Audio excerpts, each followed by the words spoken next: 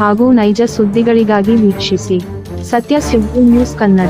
ನಮಸ್ಕಾರ ಪ್ರಿಯ ವೀಕ್ಷಕರೇ, ಸತ್ಯ ಸುದ್ದಿಯಲ್ಲಿ ನಿಮಗೆ ಸ್ವಾಗತ. ದಾವಣಗೆರೆ ಜಿಲ್ಲೆಯ ಹರಿಹರ ತಾಲೂಕು ಮಲೆಬೆನ್ನೂರು ಪಟ್ಟಣದಲ್ಲಿ ಇಂದು ಮಾಜಿ ಮುಖ್ಯಮಂತ್ರಿ ದಿವಂಗತ ಡಿ ದೇವರಾಜ ಅರಸುರವರ ಕರ್ನಾಟಕ ಬಡವರ ಹಾಗೂ ಹಿಂದುಳಿದ ವರ್ಗಗಳ ಪಾಲಿನ ಆಶಾಕಿರಣವಾಗಿದ್ದಾರೆ. ಮಾಜಿ ಪ್ರಧಾನಿ ರಾಜೀವ್ ಗಾಂಧಿ ರವರ ದುರದೃಷ್ಟಿಯ ನಾಯಕರಾಗಿ ಅಜರಮರವಾದ ನಾಯಕ ಎಂದು ಹರಿಹರ ತಾಲೂಕು ಗ್ಯಾರಂಟಿ ಅನುಷ್ಠಾನದ ಅಧ್ಯಕ್ಷರಾದ ನಂದಿಗಾವಿ ಸಿರಿಂತಿ ಜೀತ ಪದ್ಧತಿಗೆ ಮಂಗಳ ಹಾಡಿದರು. ಇವರ ಅವಧಿಯಲ್ಲಿ ಹವನೂರು ಆಯೋಗ ಉಳುವನೇ ಭೂ ಒಡೆಯದಂತಹ ಯೋಜನೆಗಳನ್ನು ಜಾರಿಗೊಳಿಸಿ ಇವರನ್ನು ಸಾಮಾಜಿಕ ನ್ಯಾಯದ ಹರಿಕಾರ ಎಂದು ಕರೆಯುತ್ತಾರೆ ಎಂದ ಅವರು, ಮಾಜಿ ಪ್ರಧಾನಿ ರಾಜೀವ್ ಗಾಂಧಿ ರವರ ಜನ್ಮ ದೇವರಾಜ್ ಅರಸುರವರು ಕರ್ನಾಟಕ ರಾಜ್ಯಕ್ಕೆ 2 ಅವಧಿ ಮುಖ್ಯಮಂತ್ರಿಯಾಗಿ ಸಾಮಾಜಿಕ ನ್ಯಾಯದ ಬಡವರ ಪರವಾಗಿದ್ದು ರಾಜ್ಯದಲ್ಲಿ ಮಲಹೋರ ಪದ್ಧತಿಗೆ ಮಂಗಳ ಹಾಡಿದರು. ಇವರ ಅವಧಿಯಲ್ಲಿ ಹವನೂರು ಆಯೋಗ ಉಳುವನೇ ಭೂ ಒಡೆಯದಂತಹ ಯೋಜನೆಗಳನ್ನು ಜಾರಿಗೊಳಿಸಿ ಇವರನ್ನು ಸಾಮಾಜಿಕ ನ್ಯಾಯದ ಹರಿಕಾರ ಎಂದು ಕರೆಯುತ್ತಾರೆ ಎಂದ ಅವರು, ಮಾಜಿ ಪ್ರಧಾನಿ ರಾಜೀವ್ ಗಾಂಧಿ ರವರ ಜನ್ಮದಿನವನ್ನು ಸದ್ಭಾವನಾ ದಿನವನ್ನಾಗಿ ಆಚರಿಸಲಾಗುತ್ತದೆ. ಅವರು ತಮಿಳುನಾಡಿನಲ್ಲಿ ಭಯೋತ್ಪಾದಕ ದಾಳಿಗೆ ಹುತಾತ್ಮರಾದ ದಿನ ಇದು. ರಾಜೀವ್ ಗಾಂಧಿರವರು ದೇಶದ ಮಾಹಿತಿ ತಂತ್ರಜ್ಞರು, ದೂರ ಸಂಪರ್ಕ ಕ್ರಾಂತಿ ತಂದವರು. ಇವರು 18 ವಯಸ್ಸಿನವರಿಗೆ ಮತದಾನ ಹಕ್ಕನ್ನು ನೀಡಿದರು.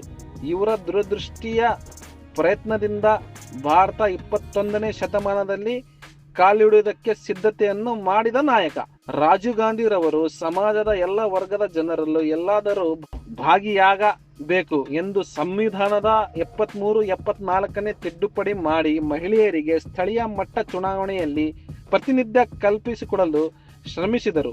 ಈ ಕಾರ್ಯಕ್ರಮದಲ್ಲಿ ಮಲೆಬೆನ್ನೂರು ಬ್ಲಾಕ್ ಕಾಂಗ್ರೆಸ್ ಅಧ್ಯಕ್ಷರಾದ ಎಂಬಿ ಆಬಿದಲಿ, ಮುಖಂಡರಾದ ಜಿಗಳಿ ಬೀರೇಶ್, ಕೆಪಿ ಗಂಗಾಧರ್, ಹಲಿವಾಣ ರೇವಣಸಿದ್ದಪ್ಪ, ಫಕ್ರುದ್ದೀನ್ ಅಲಿ ಅಹಮದ್, ಚಿಕ್ಕಪ್ಪ, ಅಬ್ದುಲ್ ರೆಹಮಾನ್, ಗಿರೀಶ್ ಪೂಜಾರ್ ಬೀರಪ್ಪ, ಪುರಸಭೆ ಸದಸ್ಯರಾದ A Arif Ali, Nayaz Ahmed, Khaleel, KG Lokesh, Budavar Rafiq, Shabbir Ahmed, Karibasappa, AK Lokesh, Gohinal Chandrappa, Gowdar Manjunatha, Shabbir Sab, Chandrappa, Dhananjay, Kotresh Nayak, HB Chandrashekhar, Nazir Hussain ಇದ್ದರು. ವರದಿ ಸೈಯದ್ ಇರ್ಫಾನ್, ಸತ್ಯ ಸುದ್ದಿ ನ್ಯೂಸ್ ಕನ್ನಡ, ಮಲೆಬೆನ್ನೂರು.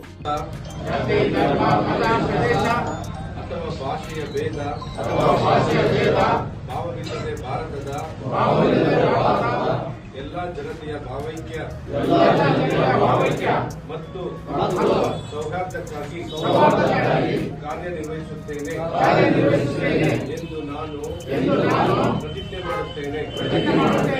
ಅಲ್ಲದೆ ವೈಯಕ್ತಿಕವಾಗಲಿ ಅಥವಾ ಸಾಮೂಹಿಕವಾಗಲಿ ನಮ್ಮಲ್ಲಿರುವ ಎಲ್ಲಾ ಭೇದ ಭಾವಗಳನ್ನು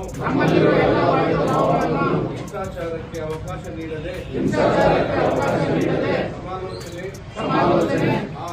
ಹಾಗೂ ಸಂವಿಧಾನಾತ್ಮಕ ಕ್ರಮಗಳ ಮೂಲಕ ಪರಿಹರಿಸುತ್ತೇವೆ ಎಂದು ಪ್ರತಿಜ್ಞೆ ಮಾಡುತ್ತೇನೆ.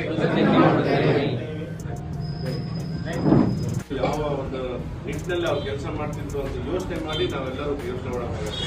ಪ್ರತಿಯೊಂದು ಹಂತದಲ್ಲಿ ಕೂಡ ಒಂದು ಬಡವನಿಗೆ ಯಾವ ರೀತಿ ನಾವು ಹೆಲ್ಪ್ ಮಾಡ್ಬೋದು, ಒಬ್ಬ ಕೈಲಾದ ಮನುಷ್ಯನಿಗೆ ನಾವು ಯಾವ ರೀತಿ ಹೆಲ್ಪ್ ಮಾಡ್ಬೋದು, ಅದನ್ನೇ ಅವರು ದೇವರಾಜ ಅರಸರ ಒಂದು ಆ ನಿಟ್ಟಿನಲ್ಲೇ ಪೂರ ಕೆಲಸ ಮಾಡ್ತಿದ್ರು.